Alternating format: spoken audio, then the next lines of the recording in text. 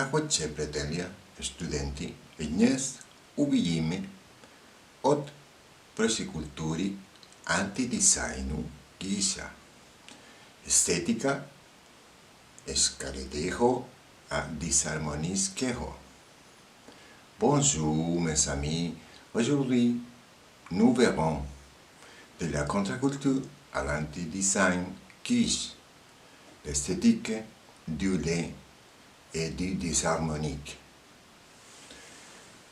En 1960. Muy buenos días, amigos, estudiantes. Hoy reflexionaremos en torno a la década de 1960,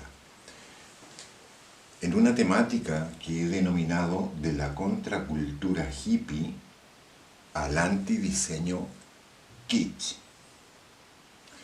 La década del 60 es una década de grandes cambios, muchos eventos, avances científicos, avances tecnológicos. Al mismo tiempo es una década bastante bélica, de mucha confrontación. Por otro lado, desde el punto de vista de la sociología, claro, de aquellos baby boomers o jóvenes que están alcanzando la adultez, que ven que el pasado de la modernidad y del racionalismo puro y ese objetivo que tuvo la modernidad de erradicar la naturaleza, de erradicar todo rasgo emocional y de sentimiento para centrarse en la función, en la razón, claro, es criticado. Es criticado porque, claro, fueron 59 años en los cuales el ser humano, por un lado, se deshumanizó, la modernidad en sí, en todos sus avances, generó prácticamente la destrucción del ser humano. Entonces, claro, es el nacimiento de una nueva cosmovisión, de nuevos planteamientos, nuevos objetivos, que va a tener sus antecedentes tremendamente positivos, porque efectivamente, gracias a esta década de estética kitsch, vale decir, de la desarmonía de los elementos, de un diseño o de una sociedad con características afuncionales. Claro, rechazan total y absolutamente todos los dogmas y las normativas impuestas por la modernidad. Entonces, claro, hay que entender que va a ser una época, insisto, de muchos focos, tanto desde la sociología como les dije anteriormente, es una década bastante bélica y que, en definitiva, vamos a ver cómo Estados Unidos, que ya era una gran potencia, que había entrado en rivalidad con la Unión Soviética para posicionarse como la gran potencia mediante la Guerra Fría. Claro, Estados Unidos en la década del 60 va a lograr posicionarse como la gran potencia, aparentemente, obviamente, y en consecuencia es una sociedad que modelo a seguir. Entonces, claro, en primera instancia, como les digo, tenemos que entender que es la época en la cual el joven se va a posicionar en un plano de superioridad y va a llegar a este planteamiento del retorno a la naturaleza en oposición absoluta al tradicionalismo, a los hábitos y las costumbres y los objetos y el hábitat que había gestionado la modernidad. Entonces, claro, viene este movimiento revolucionario, hippie, que en sí es una propuesta utópica, es un idealismo absoluto, lleno de contrasentidos, lleno de comportamientos que en definitiva iba a imposibilitar su desarrollo, su objetividad como sociedad. Claro, cuando el movimiento hippie plantea la eliminación de los hábitos y costumbres del pasado, adulta, trascendente, racionalista, eh, en función de una mentalidad lúdica, juvenil y respetuosa en cierta forma. Claro, volvió a esta intención de retornar hacia la naturaleza, insisto, positivamente, pero claro, cuando ellos intentaron gestionar estas agrupaciones de individuos sin normativas, sin reglamentaciones, con amor libre, amor y paz. Eso como especie de ser humano es inviable, ¿no? El compartir a tu pareja, por ejemplo, por darles un ejemplo, es prácticamente inviable, ¿no? Los celos, las envidias, son parte de la naturaleza humana. Entonces, claro, era conducente a que estas comunidades iban directamente al fracaso, y lo fueron. Pero, claro, el hipismo y el movimiento revolucionario juvenil trajo apareado, claro, el que toda la sociedad en su conjunto volviera a visualizar la emocionalidad humana como parte de la vida. Y eso es tremendamente positivo. Un movimiento hippie que va a estar acompañado con una nueva propuesta musical, nuevas agrupaciones, nuevos vocalistas, que en definitiva en la década del 60, específicamente en 1969, algunos recordarán que se desarrolla por primera vez en la historia un evento musical masivo, lo que fuera Woodstock, donde obviamente tenemos a un señor Jimi Hendrix, con toda su mística y su guitarra, en favor del amor, de la fraternidad, de la paz, de la humanidad, acompañado de una Janis Joplin, acompañado de un Joe Cocker. Claro, una sociedad hippie que se desligaba de la responsabilidad sociológica, global, como entidad occidental, pero que, insisto, trajo enormes fortalezas como seres humanos. Un Woodstock que va a ser eventualmente replicado en Inglaterra, una Inglaterra que al mismo tiempo se va a sumar y va a ser partícipe de este diseño o de esta concepción sociológica al mismo tiempo que se va a gestar en ese momento.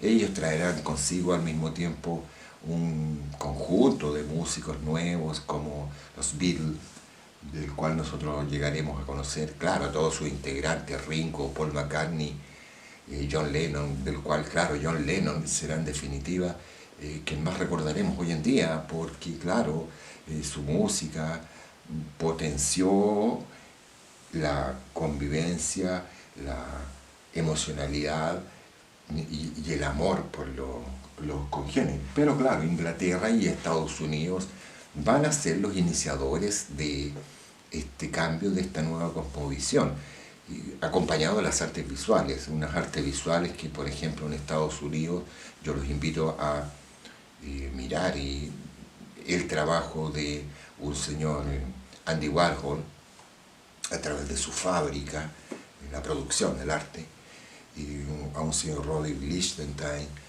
a un señor Claes Oldenburg, conjuntamente con Inglaterra, como les digo. Probablemente el pop design que va a emanar de acá, que proviene del pop art, se gesta en Inglaterra a partir de un señor Richard Hamilton, que en su obra, a través de ciertos papier-collé, más conocido por ustedes como collage, él plantea y dice, ¿y qué tienen nuestros hogares de hoy para ser tan bellos, para ser tan atractivos? Y claro, crea todo un imaginario en torno a a un interior, a un espacio con características de consumo masivo, de donde la iconografía se vuelve habitual, cotidiana, para el público masivo general, el producto del supermercado, la imagen del cómics, la imagen de la revista. Claro, esos son los nuevos modelos a seguir. Una sociedad, insisto, una sociedad hippie o un adolescente, un joven que en definitiva cuestionaba los modelos de la modernidad, aquellos modelos racionalistas adultos como un Einstein, un Eisenhower, no, claro, ahora veremos que los modelos emanan de la música, los modelos emanan de la superficialidad, modelos productos. La gente, claro, se cansó en los años 60 de ese pasado que los había conducido, como digo, a una destrucción que al mismo tiempo ellos estaban vivenciando, un Estados Unidos que desde 1959 hasta 1975 se ve involucrado con esta intromisión a favor o en contra del pueblo vietnamita. Entonces, claro, es una década bastante bélica al mismo tiempo, donde la juventud norteamericana, por ejemplo, claro, cuestiona la intervención de Estados Unidos en una guerra que le es totalmente ajena. Pero claro, era una intervención que Estados Unidos venía desde los años 50, en unos años 50 donde Estados Unidos quería posicionarse como la gran potencia mundial y conjuntamente con la Unión Soviética fueron encontrando distintos frentes. Pero claro, se va a posicionar a un nivel mundial porque claro, en 1969 con el alunizaje del Apolo 11 en la Luna, con un señor Neil Alden Armstrong que da ese primer paso en la Luna, Estados Unidos se coloca a la potencia, bueno, como potencia mundial. Pero que al mismo tiempo lo fundamental de ese alunizaje, más que el alunizaje mismo, que hoy en día ha sido cuestionado de hecho, es que en 1969 este evento transformó el mundo y lo transformó por la sencilla razón de que fue uno de los primeros eventos, fuera del deporte, claro, un primer evento que fue televisado a un nivel mundial. Todos los hogares del mundo estaban atentos a ese primer paso de Neil Armstrong en la Luna. Entonces, claro, es Neil Armstrong, es el Apolo 11 alunizando la Luna. Es Estados Unidos quien logró salir del planeta Tierra y dar este paso gigante en el espacio. Es como que hubiera conquistado el espacio, es como que hubiera conquistado el globo.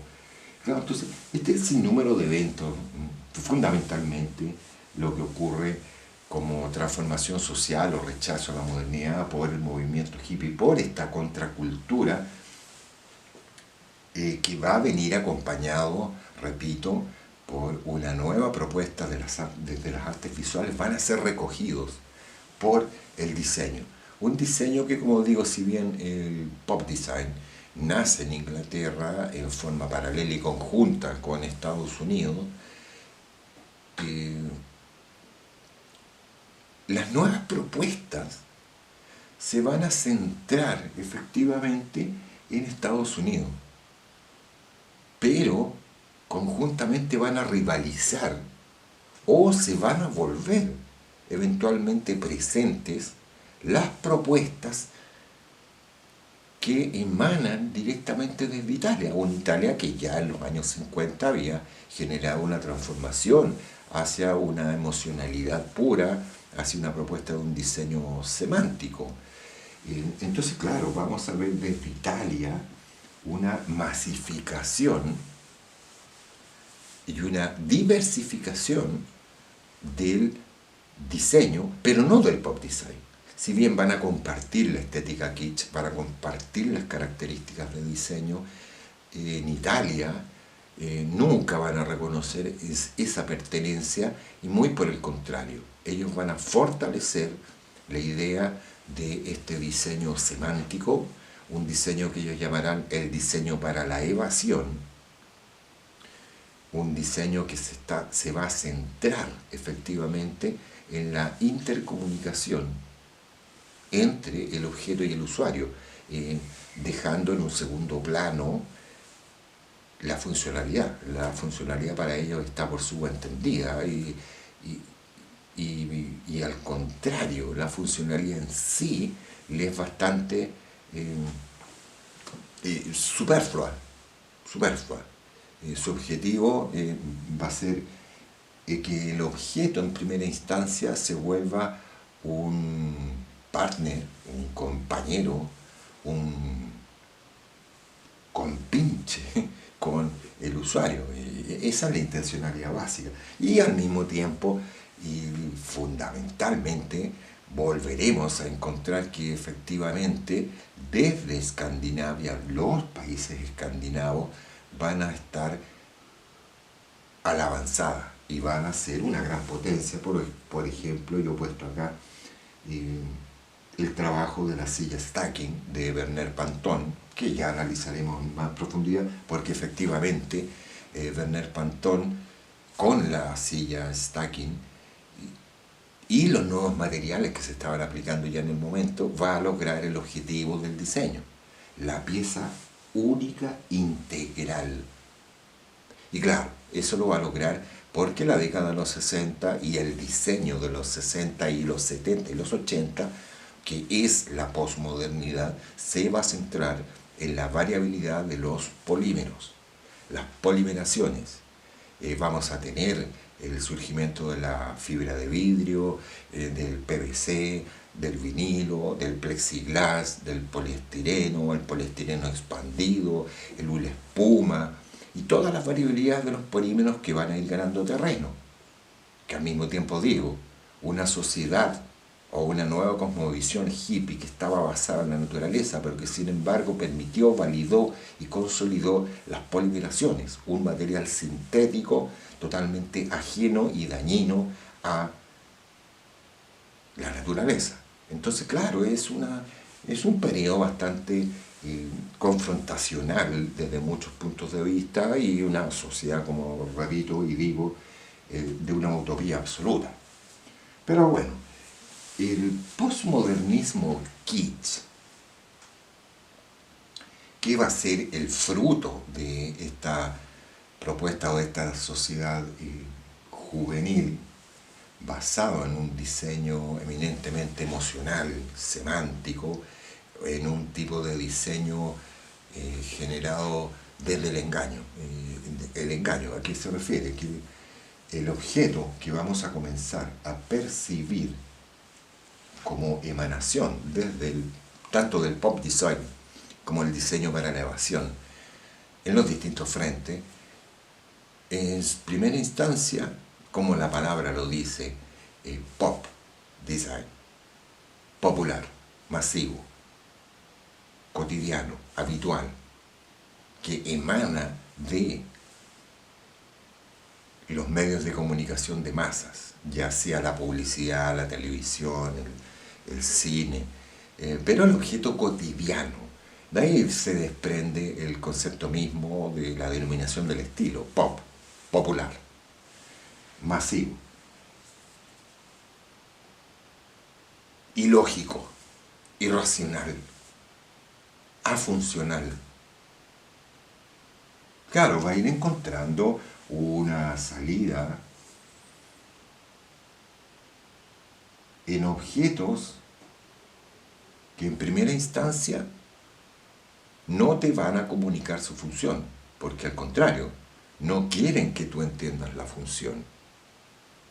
Es lúdico, es niño. Entonces, claro, vamos a ir encontrando objetos que al mismo tiempo valorizaron y rescataron el trabajo de Marcel Duchamp a través de los ready-made, el objeto ya listo, el objeto manufacturado. Entonces, en muchas oportunidades te vas a encontrar que el diseño propuesto desde el pop design es eminentemente una descontextualización o una recontextualización o una resemantización de un objeto ya existente. Aquí, por ejemplo, nosotros tenemos el taburete Medrazo de los hermanos Archil y Pier Castiglioni. Eran unos hermanos que tenían una empresa de lámpara muy conocida en Italia y que desarrollaron a través de la industria, del diseño industrial, otros artefactos como este taburete Medrazo para la industria zanota. Porque al mismo tiempo recuerden que los italianos ya en los 50 se habían interrelacionado con la industria, una industria que había intentado rescatar las artes visuales, el diseño y la industria en un trabajo conjunto, y la industria y el diseño se va a posicionar como el gran mecenas de la década del 60 y en posterioridad hasta el día de hoy. Claro, porque ahora no solamente los diseñadores van a ser los importantes, no, es la industria que cobra un valor agregado al potenciar al diseñador y potenciar sus nuevas propuestas. Entonces, insisto, vemos una propuesta de los hermanos Castiglioni en el cual ellos han rescatado este asiento. En primer lugar, es un asiento de tractor, que lo está reutilizando con una nueva función sin perder la función base. Eso es un ready-made de Marcel Duchamp. Entonces, claro, viene toda esta revalorización de las artes visuales. ¿Por qué? Porque el pop design, ya sea el diseño para elevación italiano o el pop design norteamericano, van a romper los límites disciplinares y es el diseño el que se va a transformar en arte. El objeto se transforma en una escultura. El objeto es en primera instancia arte y en segunda instancia pasa a cumplir la función como lo entendía el bel design. No, ahora lo que intenta es generar en el observador, en el cliente, en el usuario, una doble lectura, una triple lectura. Y la primera lectura es eminentemente emocional y semántica.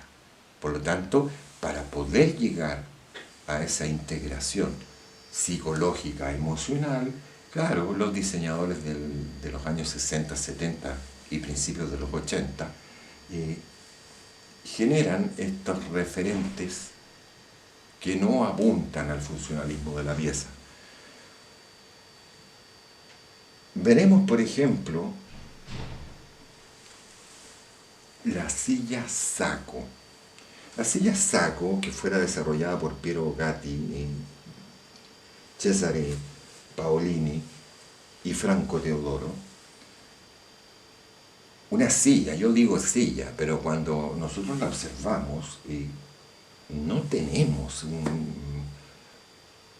una idea clara de la función. De hecho, es una silla que efectivamente, la silla Sacco, que en definitiva es una bolsa de vinilo que ha sido rellenada con poliestireno expandido, vale decir, unas pequeñas esferas de poliestireno conocida como Plumavit por la gente común y corriente. Son estas pequeñas esferitas que, claro, permiten que el usuario se siente efectivamente, pero se siente de qué forma. de lado, acostado, de espaldas, boca abajo, se puede arrojar sobre el saco. ¿Y qué va a ocurrir? Este saco se va a moldar y se va a adaptar a la posición del usuario. Eso es una crítica directa a la correcta postura del sentarse. Al mismo tiempo, claro, la silla saco, los que la recuerdan saben que efectivamente con el uso, iba gradualmente comprimiéndose, porque las pequeñas esferas en su interior de poliestireno expandido, claro, en un primer lugar, claro, cuando tú te sentabas y te salías de la superficie, recuperaba su propiedad, recuperaba su volumen, pero a medida que iba pasando el tiempo, corto lapso de tiempo, esta propiedad de retornar a su volumen inicial se iba perdiendo hasta terminar en un tercio, en un cuarto de la superficie inicial. Por lo tanto, la pieza perdía totalmente su funcionalidad. Entonces ahí llegaba el cuestionamiento en el cual el usuario decía, bueno, le cambiaré el relleno, pero cuando intentaba cambiar el relleno, se encontraba que efectivamente era más caro comprar un relleno nuevo que comprar una silla saco nueva. Entonces, claro, eso valida que el postmodernismo, kitsch, lo que prevalece es el diseño efímero, el diseño desechable.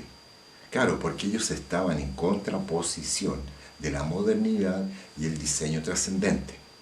No, su diseño es, en primer lugar, irracional, es ilógico y es temporal, no trasciende en el tiempo. Entonces, claro, la silla saco es una pieza que en todas sus concepciones, en todas sus características, son una oposición total y absoluta a la modernidad y una validación de la nueva propuesta de la estética postmoderna kitsch.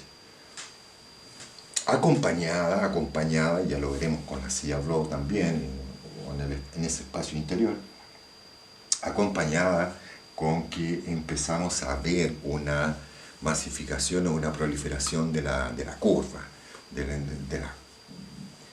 una curva irregular, porque las morfologías son mutables y al sufrir deformaciones por efectos de estas polimeraciones, y claro, son la oposición absoluta a la modernidad y lo rectilíneo y la ortogonalidad, no, se potencian y se centran en la curva y en una curva irregular.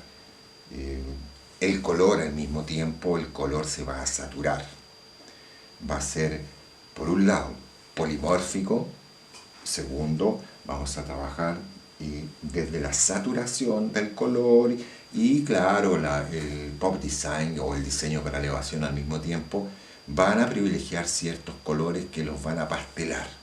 Ahora, claro, como están sujetos a la estética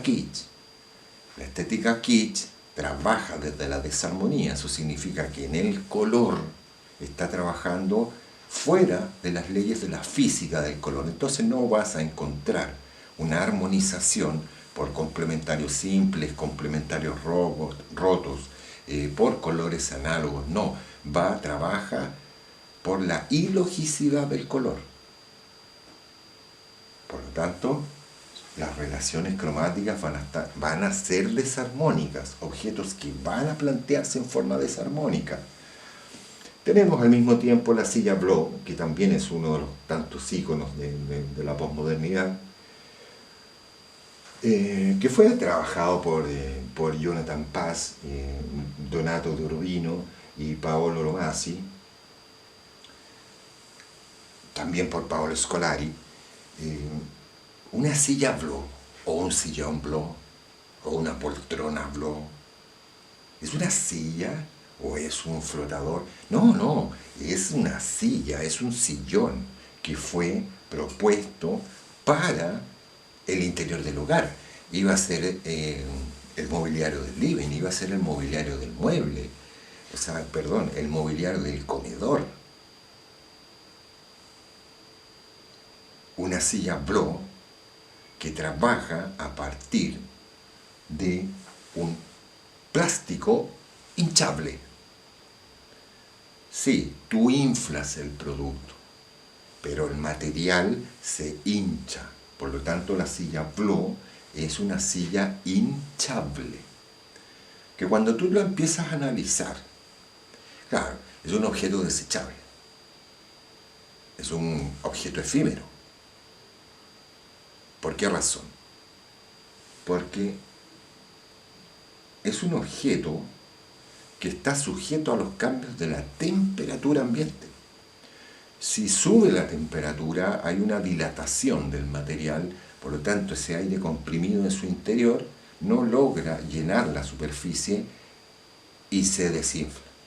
Si hace mucho frío, hay una compresión del aire en su interior y hay una deformación del objeto. Si por X motivo tú al sentarte en esta superficie, tu vestuario o tu calzado presenta alguna irregularidad, claro, vas a pinchar el producto y pierde toda su función. Entonces, claro, son objetos pensados desde la funcionalidad, pensados desde este concepto de que el diseño no debía ser trascendente, muy por el contrario, debía ser efímero. Por otro lado tenemos La Mama. La Mama de Caetano Peche.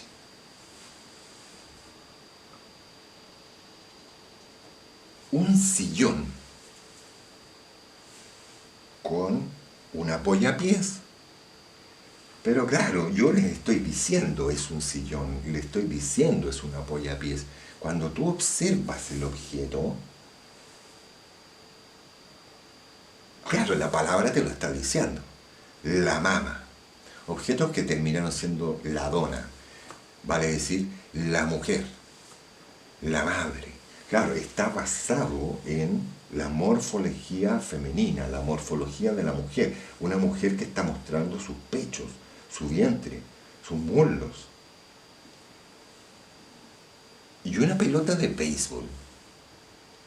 Entonces, claro, los referentes con los cuales se trabaja la forma son cotidianos, son habituales, y en este caso en particular son la mujer. La mujer pasa a ser un referente importante en la década de los 60.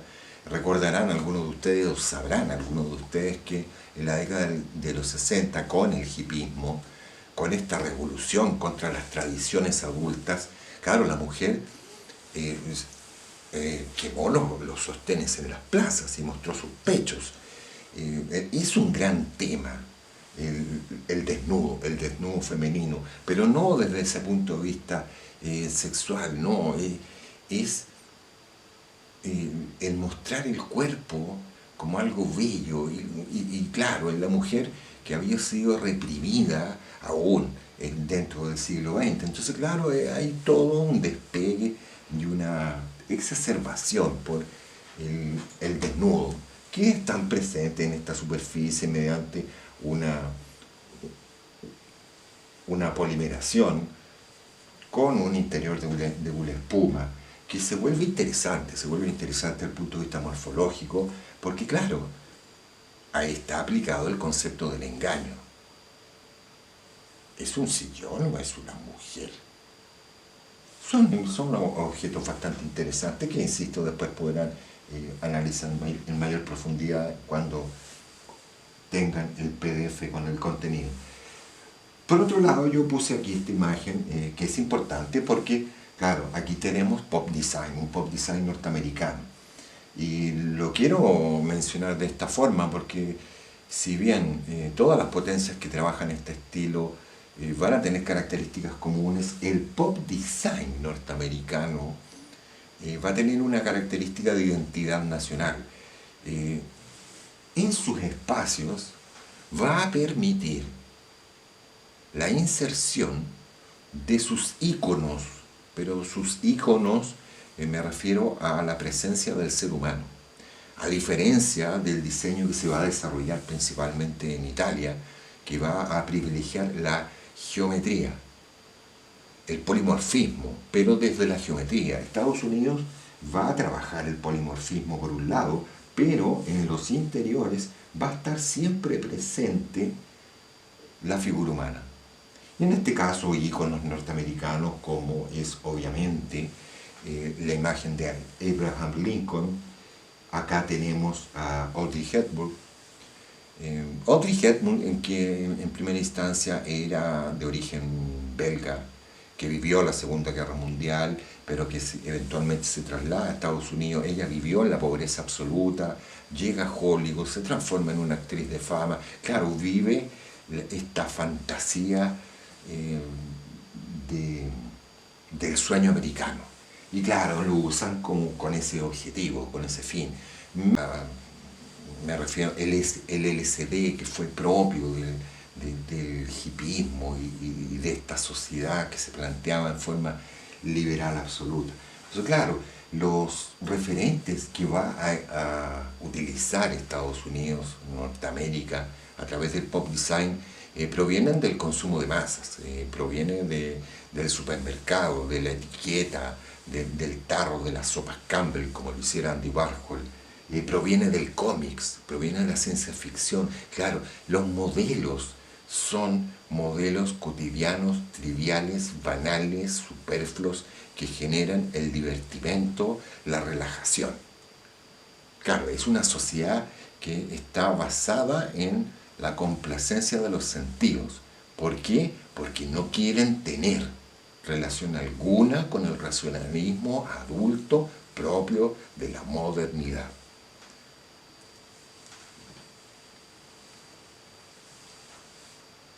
El antidiseño italiano, kitsch, vale decir, la desarmonía de sus configuradores, va a tener también un proceso evolutivo bastante claro, bastante largo. Si bien estamos en la década del 60, que es donde se va a originar y se va a consolidar el diseño para la evasión, el diseño semántico italiano, que había nacido en la década del 50, claro, va a ser un proceso largo. Va a pasar de los 60 a los 70, de los 70 a los 80. Y se va a constituir como la línea del diseño italiano. El italiano es alegre, el italiano como cultura, como idiosincrasia, es extrovertido, es natural, es espontáneo, sale a la naturaleza. Y claro, eso es lo que va a estar expresado en un proceso consecutivo y que lo vamos a ver a través de la industria que se relaciona con agrupaciones que se van focalizando en las distintas ciudades de Italia. Entonces veremos, como les digo, un superestudio, Archizoom, Alquimia, hasta alcanzar Memphis. Entonces todo este conjunto va a desarrollar una línea de diseño que en definitiva, si bien es semántico, va a terminar denominándose por ellos mismos como un radical design. Es un diseño radical. Es un diseño que se opone total y absolutamente, no solamente a la modernidad, sino que se opone a cualquier pertenencia al pop design norteamericano o al pop design que se está desarrollando en Inglaterra o en otros países. Se va a desarrollar, obviamente, como dije anteriormente, desde la industria. Ahora va a ser Vitra tremendamente importante, va a ser Alessi tremendamente importante. ¿Por qué? Porque como se transformaron en los grandes mecenas, claro, vamos a ver a un señor Ettore Sozzas, un Gaetano Pecce, un Alessandro Mendini, pero en asociación con esta industria o con esta empresa. Entonces muchas veces cuando tú ves un producto italiano, se te queda en la memoria Alessi o Vitra y se te olvida que efectivamente hay un diseñador de renombre importantísimo de atrás. Pero eso fue lo que planteó Italia a través de este diseño o a través de su línea de diseño, una correlación, una coparticipación integrada del diseño país, no un diseño en una particularidad. Y claro, vamos a empezar a ver que efectivamente cuando ellos hablan del diseño, del radical design, en primera instancia es una crítica, es una crítica. Aquí cuando vemos efectivamente Prost geométrica del señor Mandini, claro, vemos una silla tradicional, vemos una silla perteneciente de hecho al estilo Luis XIV, francesa, pero que sin embargo ha sido revestida con una pigmentación, con una policromía en base a los colores saturados y apastelados al mismo tiempo, irreverente, sacrílego. Claro, él rechaza el tradicionalismo, rechaza la estética del bel design, rechaza la estética del pasado para imponer esta idea o este cuestionamiento de que el objeto debe interrelacionarse desde lo humano, emocionalmente. Y sucesivamente, claro, encontraremos, por ejemplo, aquí tenemos una serie de objetos que van a ser producidos por la industria Alessi, pero que son efectivamente de Alessandro Mandini, y vemos efectivamente un Alessandro M. Este objeto se llama Alessandro M. Igualmente, este objeto que tenemos acá es Anna G. Y Alessandro M y Anna G para Alessi, cuando nosotros lo vemos, claro, en primer lugar, empezamos a preguntarnos, un cocinerito, un vacacionista, es un señor con un sombrerito hongo, con una guayabera, con unas botitas blancas. Estoy hablando de un ser humano, estoy hablando de un ser humano en vacaciones, estoy hablando de una profesión, estoy viendo un cocinero, estoy viendo un arlequín. El engaño, la emotividad, una aproximación desde la emocionalidad del ser humano. Claro, después viene la pregunta, ¿y cuál es su función? Claro, porque no me lo dice el nombre. Su nombre es Alessandro, su nombre es Ana G. ¿Y cuál es su función? Tengo que entrar en una segunda lectura, en una tercera lectura, en tocar el objeto, en ver el objeto, analizar el objeto. Alessandro M es un sacacorcho. Anna G es un sacacorcho.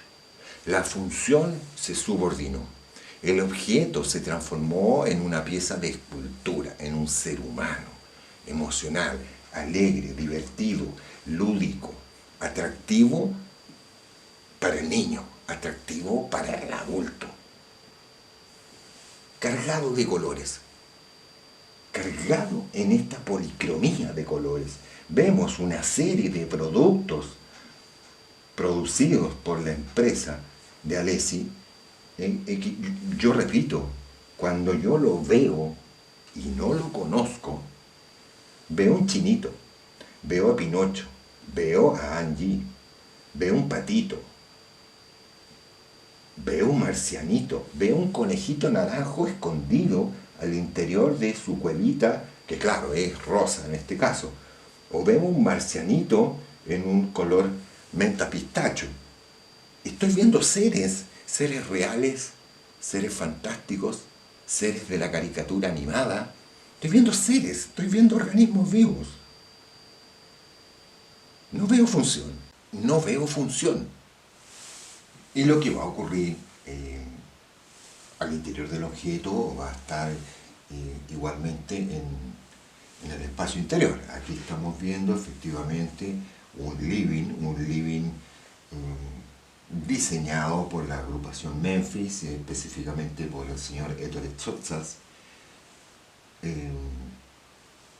que claro, vemos un espacio absolutamente policromado, vivo, alegre, dinámico, llegando al punto de ser un espacio total y absolutamente afuncional en el sentido de que es el living, un espacio que debiera generar relajación, eh, parsimonia, y sin embargo se ha dinamizado al máximo, producto de la organización, pero fundamentalmente producto de la saturación del color, con objetos que ciertamente en una primera instancia no logramos comprender cuál es su función. Claro, estamos viendo el armario Casablanca de Ettore Sossas y otros productos que él mismo va a diseñar y que veremos ahora con mayor detención. Claro, un señor Ettore Sossas, como pueden ver acá, originariamente Sossas, quien naciera en 1917, de origen austriaco, él tuvo una vida tremendamente dura, participó, se enlistó durante la Segunda Guerra Mundial y pasó efectivamente gran parte de la Segunda Guerra Mundial en un campo de concentración en Yugoslavia.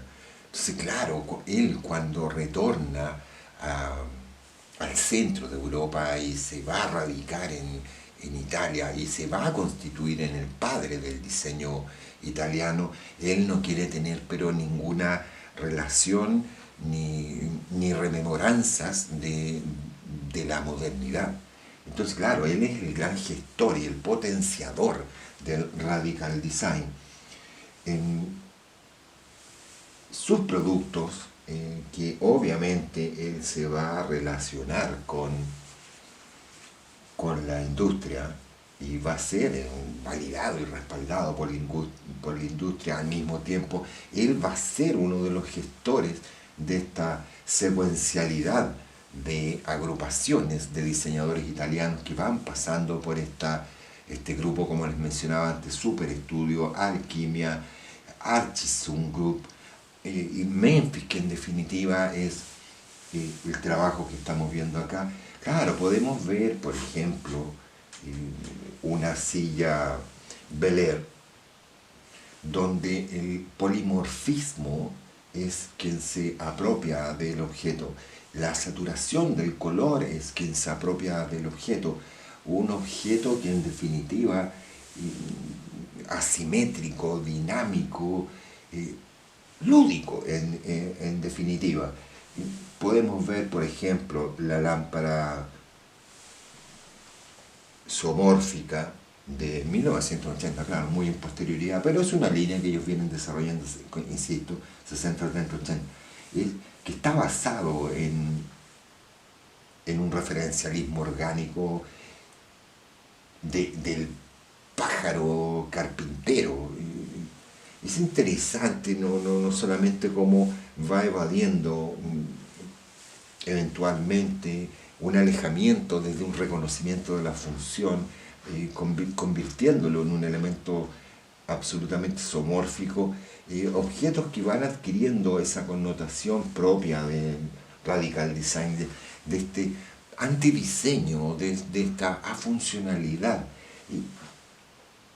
¿Qué objeto, qué función cumple esta pieza polidireccional al mismo tiempo, fragmentada, saturada de colores? Claro, podemos entenderlo como efectivamente es un estante, es el estante Carton, pero es un estante que en definitiva es más bien una pieza de carácter ornamental, emocional, que se interrelaciona, claro, con el espectador, pero si tú lo pensaras desde la función, que a nosotros nos gusta mucho pensar desde la función, está lleno de espacios residuales, un elemento que efectivamente en un 40% no tiene posibilidad alguna de prestar alguna función. Pero es que ese no es el objetivo del señor Sotsas.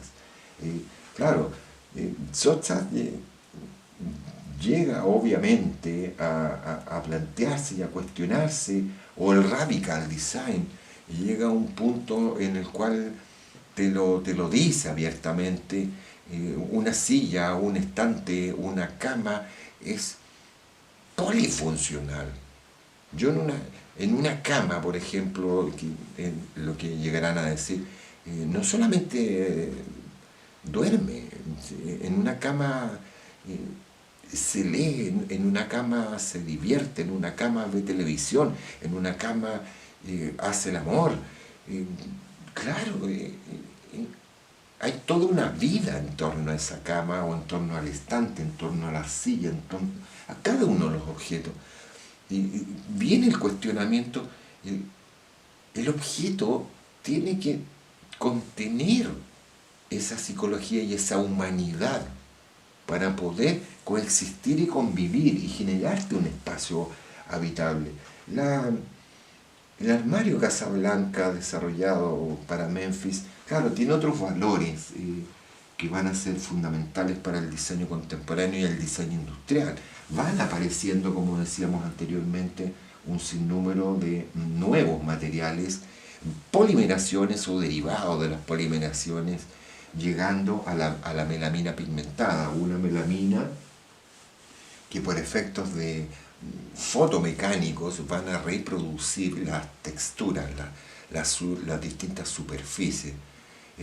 Superficies que obviamente hablan no solamente del grano texturante, están hablando de las superficies propias de los organismos vivos de la naturaleza a un nivel microscópico. Es como pedirte que tomes un microorganismo de la tierra y lo veas y vas a ver la texturización de superficie, y eso es lo que intenta Ettore al trabajar estas pigmentaciones mediante las melaminas. Va a llegar a un punto en el cual él desarrolla, por ejemplo, por mencionarles algunos de sus trabajos, la silla Mickey Mouse, una silla propuesta para la secretaria, pero que sin embargo tiene las patitas de Mickey Mouse. Claro, ella presenta un imaginario que atenta contra todas las morfologías tradicionales, y plantea una nueva configuración del espacio, una nueva configuración de la forma, un acercamiento al espacio y al objeto que son, sin lugar a duda, desde la emoción que genera una visualización o un imaginario producto de la experiencia personal. A eso se refiere cuando el diseño radical design se dice al mismo tiempo que es un diseño para elevación, es un diseño que le va a permitir al espectador, que le va a permitir al usuario entrar en un mundo propio de fantasía.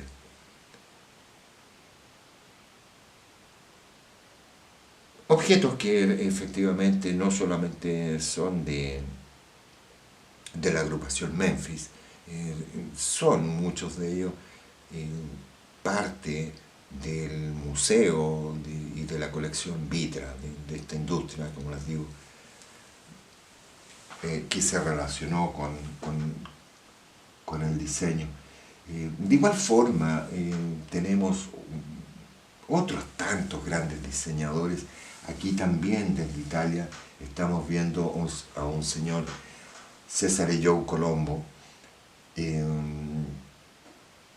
que también tiene un planteamiento dentro de el radical design o desde el diseño para elevación, pero que tiene otra mirada. Un señor Colombo,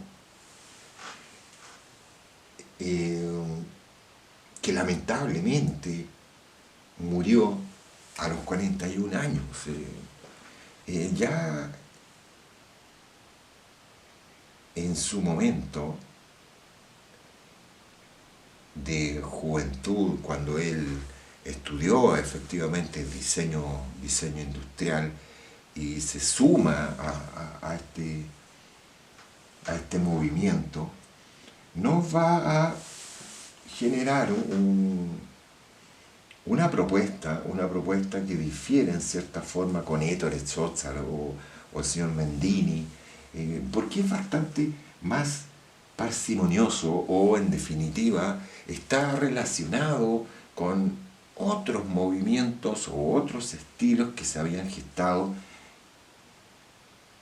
hacia finales de los años 50 y que se habían proyectado en los 60. Me refiero específicamente a su relación o su cercanía con el futurismo, con la era espacial. Entonces vamos a tener una confrontación de un diseño que, si bien está pensado para ser captado desde la emoción, muchos de sus espacios son específicos y fundamentalmente pensados desde la complacencia de los sentidos, por lo tanto va a focalizar áreas del interior del espacio o objetos de diseño industrial que permiten la complacencia de los sentidos o de la... Inicialmente que tenemos una diversificación de proposiciones del señor Colombo. Por ejemplo, aquí tenemos la multichair. La multichair fue una propuesta en base a un espuma, revestido con una tela, donde el sillón bajo un sistema de bisagra puede adoptar una multiplicidad de posiciones. Incluso puedes llegar a eliminar el objeto cama de tu espacio interior porque este sillón se transforma, adoptando una multiplicidad de posiciones cómodas y anatómicas, producto de su material, para el usuario. Tenemos al mismo tiempo una silla Elda de 1963 que se hace cargo de esta idea de la ilusión, del engaño, de la evasión de la función.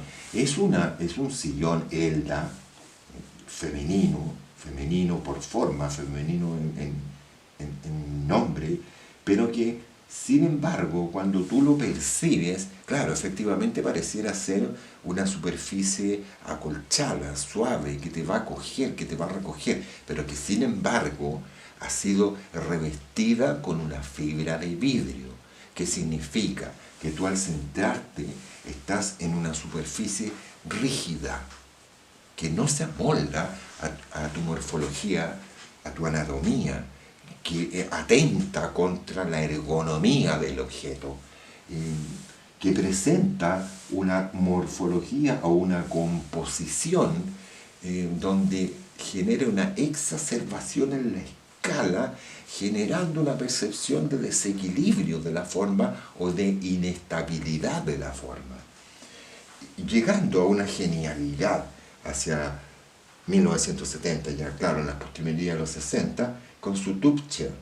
El tube chair también es un objeto influenciado por aquellos objetos que son referentes del pop design en su generalidad, el objeto banal, el objeto trivial, el objeto cotidiano. Estamos en presencia de tubos que incluso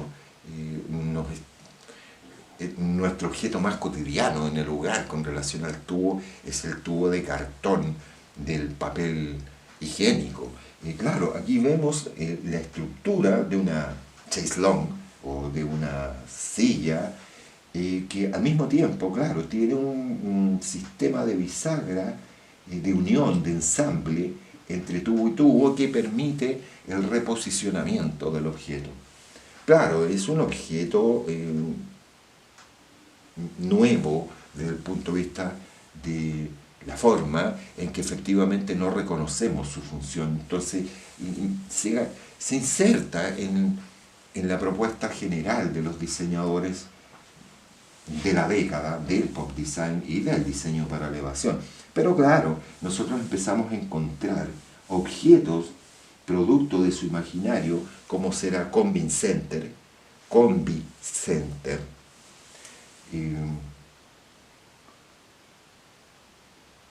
que es una nueva propuesta de organizadores. Organizadores, él siempre tuvo una obsesión por generar un objeto que pudiera propiciar la organización en una multiplicidad de rubros, de roles.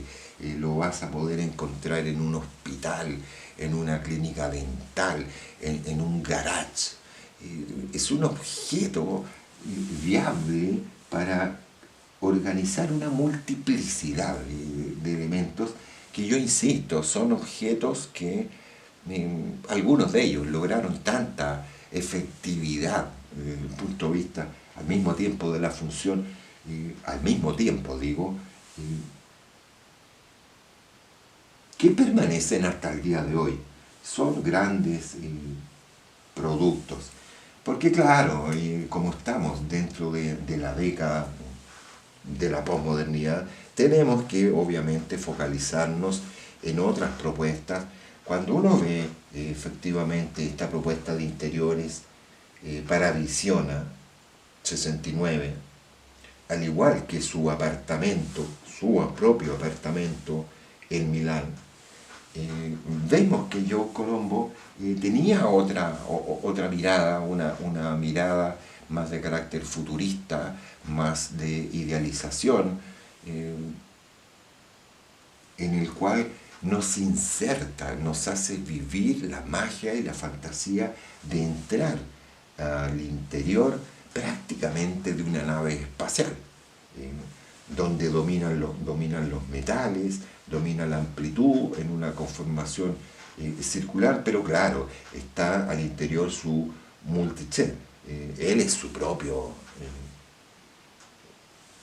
gestor publicitario al mismo tiempo. Claro, vemos un sinnúmero de objetos que son propiamente diseño del señor Colombo.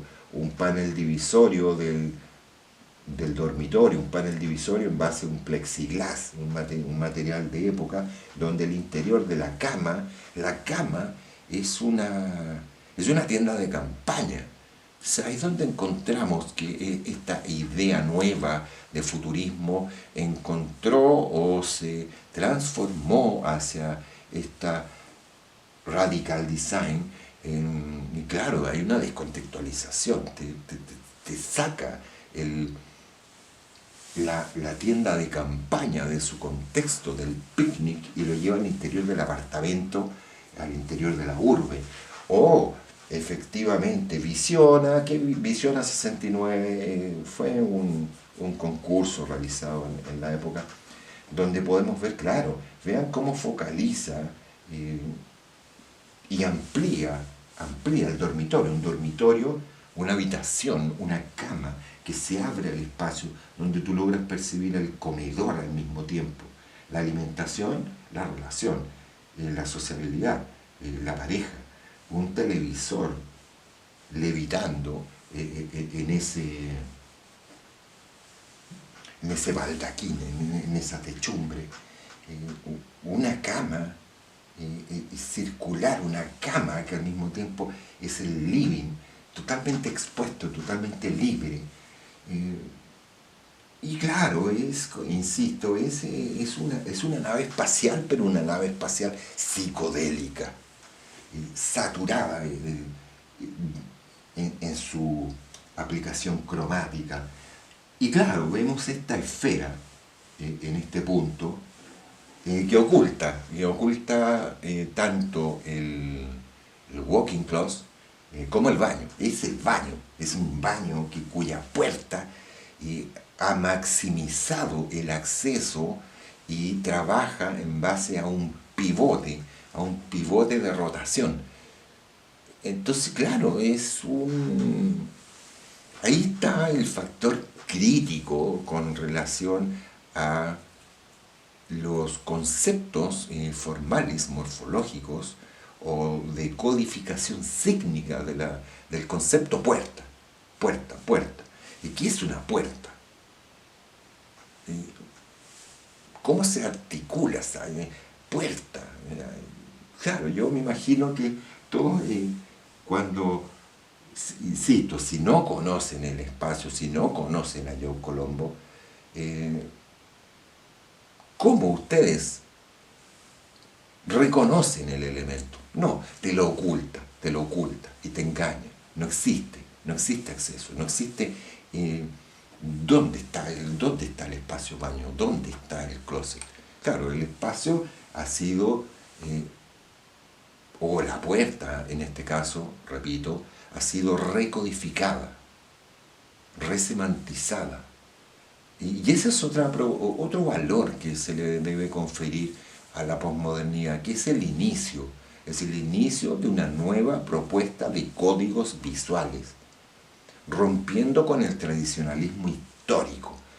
Vamos a empezar a ver nuevas propuestas del concepto puerta, del concepto cama, del concepto silla, del concepto edificio, del concepto casa, en un proceso de deconstrucción de la forma. Que es otro, insisto, otro de los grandes aportes que va a poseer efectivamente, no solamente yo Colombo, todos los diseñadores de la época. Pero claro, no podemos descuidar y no destacar efectivamente los países escandinavos, que obviamente durante la década del 60 y en lo sucesivo van a ir gestando vanguardia. Ya mencionaba con anterioridad que el señor Werner Panton, originario de Dinamarca, de Copenhague, claro, él es el que va a desarrollar en primer lugar la silla Panton. La silla Panton es una silla que por primera vez en la historia, como decíamos, va a lograr el concepto de pieza única, una pieza integral, una pieza que es el producto de un moldaje en base a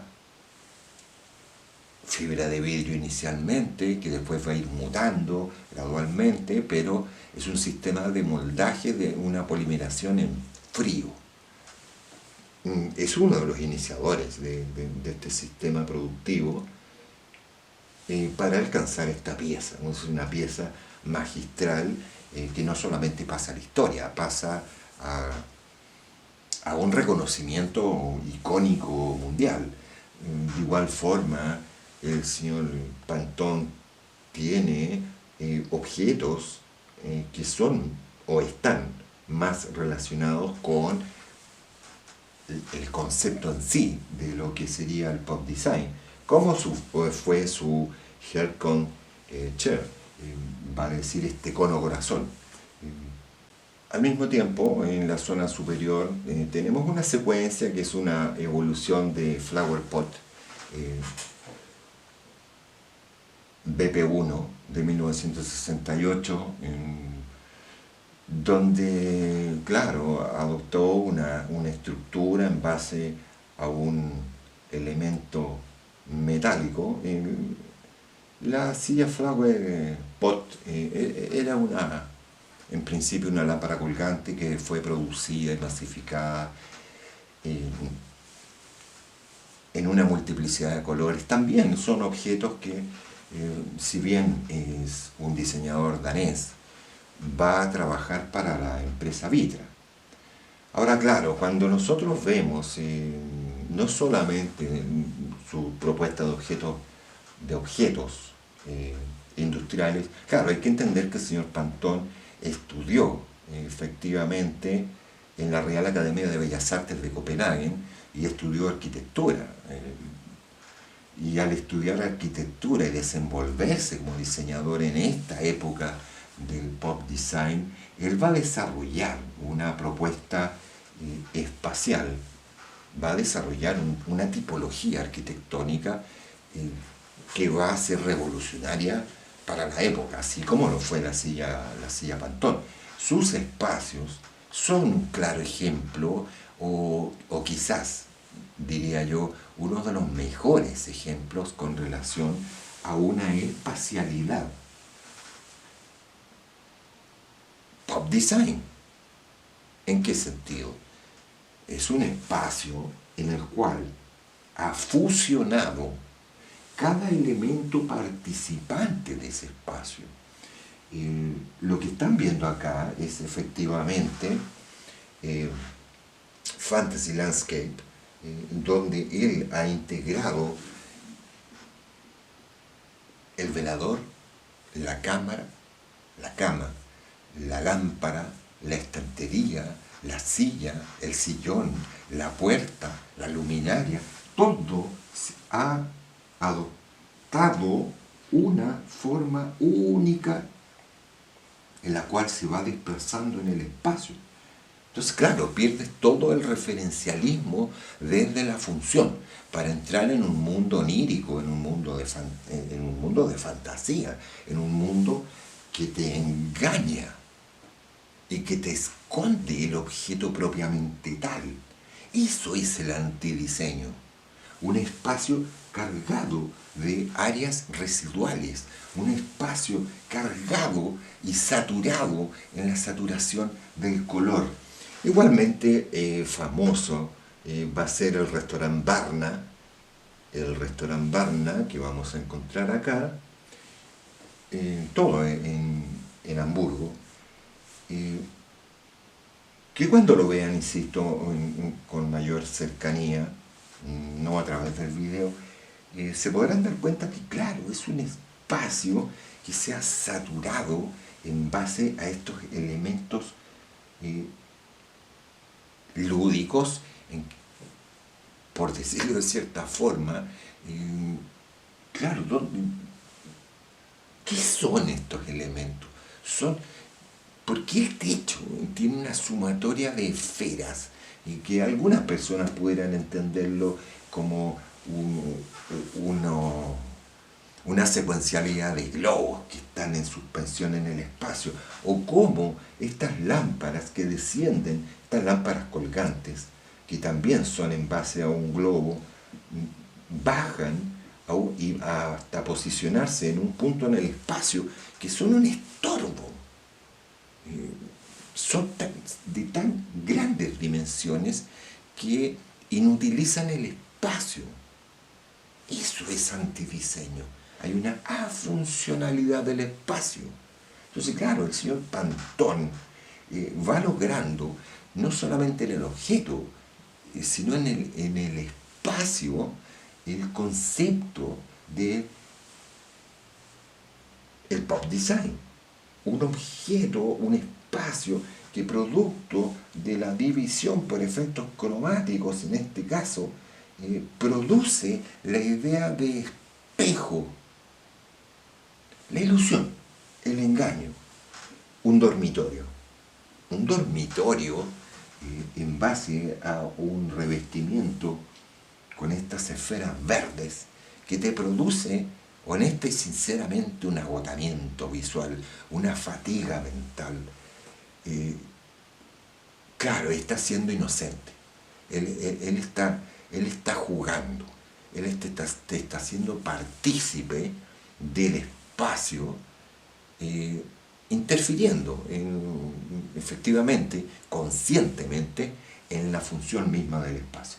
Pero por supuesto, el señor Werner Pantón, si bien es uno de los máximos exponentes desde el punto de vista del pop design, hoy en día, no en su época, hoy en día valoramos efectivamente el haber alcanzado la máxima meta del diseño en la pieza única.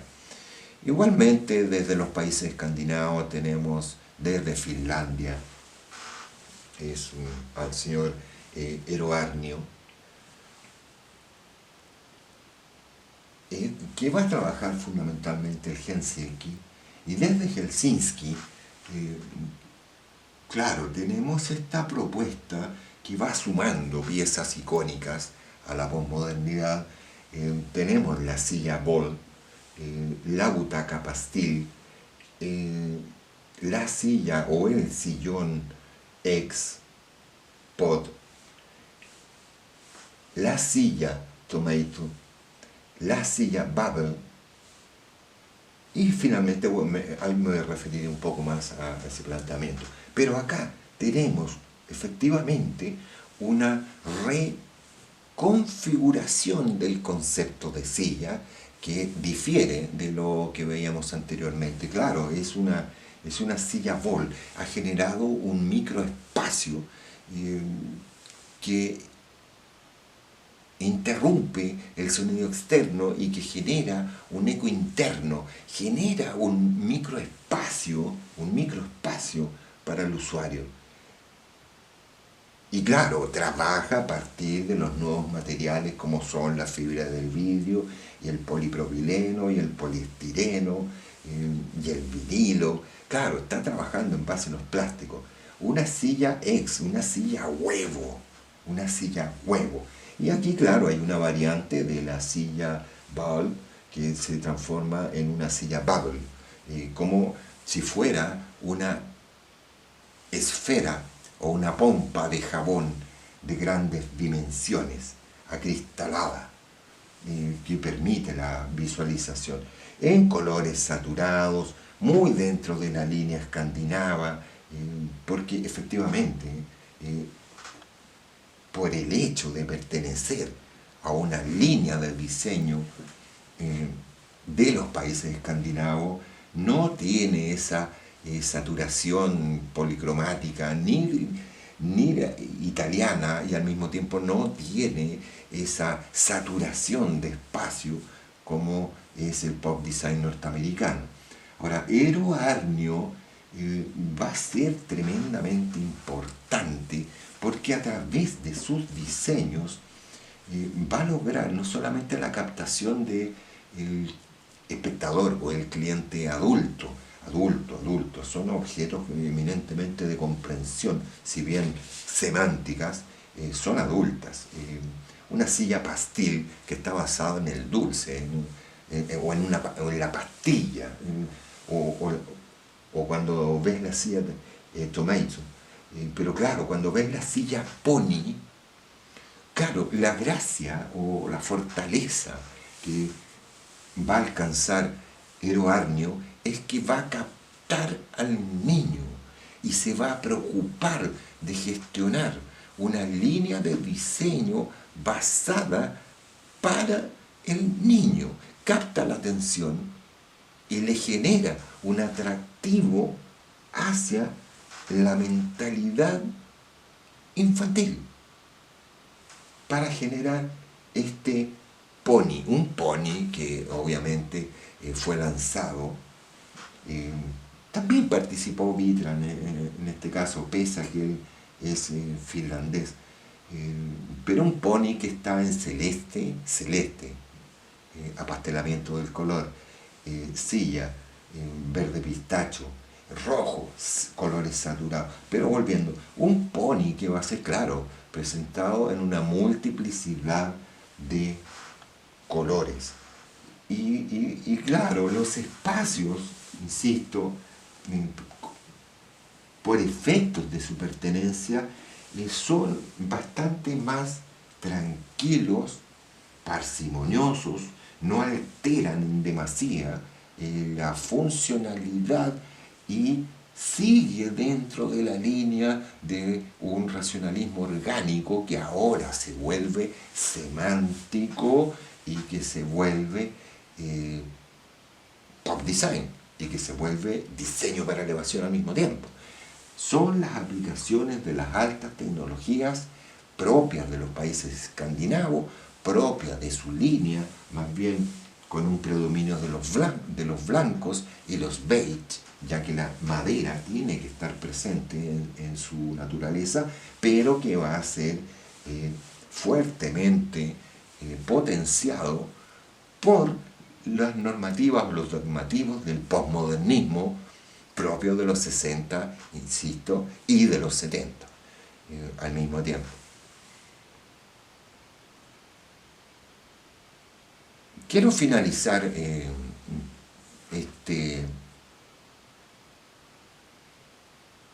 esta pequeña reflexión o introducción para que ustedes hagan un estudio más acabado, con alguna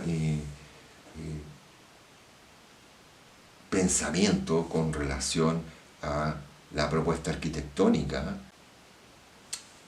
en la multiplicidad de los países que efectivamente son pop design y que llegaron a la funcionalismo total y absoluto o a un referencialismo producto de los referentes populares total y absolutos. Hay, por ejemplo, en Norteamérica edificios que al observarlos tú parecieras, claro, no es que parezca, son efectivamente una cesta de picnic. Es como decirles en la cesta que aparece en la caricatura del oso yogi cuando se roba la cesta del picnic. Tenemos al mismo tiempo propuestas desde Japón que rayan en la aberración. Se ha criticado mucho la arquitectura posmoderna dentro de esa línea porque efectivamente se transforma en un elemento casi humorístico que no permite en definitiva. La arquitectura puede ser pop design o diseño para elevación en muchos de sus componentes, pero la arquitectura sigue siendo el elemento primario de cobijo y el hábitat del ser humano. En consecuencia, claro, es pertinente hacerse cargo de una línea un poquito más centrada o una línea media, donde por ejemplo podemos ver a un señor Michael Grebs o un Mario Botta o un Richard Mayer. Aquí estamos viendo básicamente a Michael Grebs, donde claro, podemos ver una línea de propuesta arquitectónica que rompe efectivamente con el estilo internacional, que rompe con la arquitectura modernista, rígida, estática, y se convierte en una arquitectura polimórfica, multidireccional, en una arquitectura que va a rescatar el ornato. La arquitectura posmoderna, en su planteamiento objetivo, su meta es la recuperación de la ornamentación de el edificio, de la casa, de la construcción, un retorno no solamente de las gamas cromáticas o los apastelamientos, hay un retorno de los elementos, de una composición en base a la ornamentación, una geometría entrante, una geometría saliente, una es un elemento polimórfico y en su diversidad de forma va generando una arquitectura más entretenida. Rescatan y vuelven a reintroducir el ladrillo de revestimiento en este caso, pero claro, es importante cómo los edificios van alcanzando un mayor esteticismo, un esteticismo kitsch ciertamente, pero un esteticismo basado en la policromía del color. La forma muta, la línea cambia, la línea se vuelve polidireccional. Y quisiera comentarles y decirles, como para concluir este breve paso por la posmodernidad, una frase que se va a constituir en la máxima arquitectónica posmoderna. Una frase dicha por Robert Venturi, que es en el fondo una transgresión a las máximas del design o del diseño moderno. Recuerden ustedes, un Walter Gropius, la forma sigue la función. Recuerden ustedes a un señor Mies van der Rohe cuando dice menos es más, o incluso a un señor Dieter Rams cuando dice menos pero con mejor ejecución. No, un Robert Venturi que desde la posmodernidad, conjuntamente con todos los grandes arquitectos de la época, plantean menos es aburrido. Claro, sí, la posmodernidad busca un acercamiento y una interrelación con el ser humano, busca potenciar la emocionalidad, busca generar una relajación del ser humano, busca en definitiva comunicarse, hablar, entretener. Entonces, claro, la arquitectura posmoderna es tremendamente más atractiva en ciertas líneas, y vuelvo a insistir, en ciertas líneas. Pero es interesante ver cómo Robert Venturi ridiculiza finalmente la modernidad e instaura y genera una nueva mirada y te lo plantea. Él en definitiva no va a estar en contra del funcionalismo del espacio, pero te plantea que efectivamente las máximas producidas en la modernidad generaron un estancamiento en la creatividad del arquitecto y llega a esta máxima burlona y te dice efectivamente, menos es aburrido. Y con esta imagen de Michael Graves y Mario Botta y señor Venturi, terminamos esta reflexión en torno a la posmodernidad de los años, iniciada en los años 60, porque continuará parcialmente dentro de los 70 y de ahí comenzará a desaparecer, porque hay que entender que efectivamente la posmodernidad como confrontación de la modernidad, al irse de un polo del racionalismo puro a llegar a la emocionalidad pura, en definitiva no va a ser tampoco una propuesta positiva al 100%, ninguna lo es. Yo no puedo efectivamente desconocer la función arquitectónica o la función del objeto. Claro, fue una época, fue un momento, fue una situación de vida, fue un contexto, fue una contracultura que quiso y lo logró, rehumanizó el espacio, rehumanizó el objeto y le confirió características humanas, que es lo que no tenía el objeto anterior.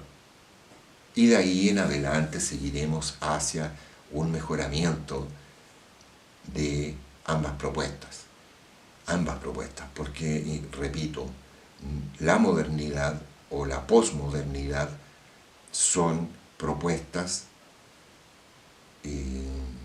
no fallidas, pero son propuestas que quedan con falencias. Quedan con falencias por el simple hecho de plantearse como opuestas. En esas oposiciones, en esas negaciones de ambas partes, se producen falencias. Entonces, de momento, muchas gracias por su atención y nos veremos en una próxima reflexión. Ahoy, uwime sachoskoro, orguame zami, hasta pronto, mis amigos.